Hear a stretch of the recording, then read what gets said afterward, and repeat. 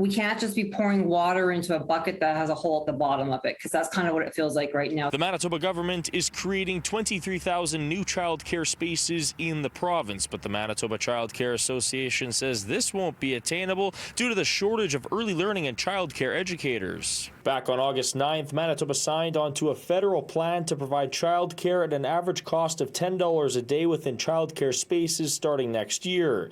Under the plan, the federal government promises to spend $1.2 billion to fund early learning and childcare in Manitoba for the next 5 years, which also includes creating 23,000 new childcare spaces to the already existing 38,000 spaces in place.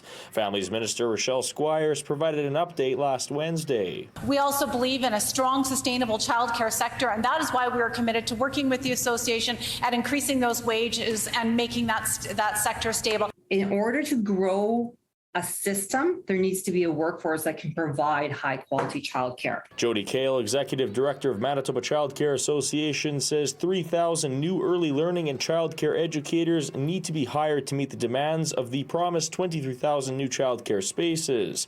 Right now, there are about 8,000 educators in place. Kale says it's not an easy task. Right now, we have a early learning childcare crisis with our workforce. We are seeing record numbers of shortages of ECEs in licensed quality childcare programs. Kale says a lot of educators are slowly burning out, a lot having to do with the ongoing pandemic. A recent survey by the MCCA found the lack of educators is due to inadequate benefits and pay. She says it's more important than ever for the province to provide a direct investment into the sector, because without it, there won't be any success. We too have a workforce that is exhausted and stressed and overworked, and we're seeing early childhood educators leave our profession for other sectors.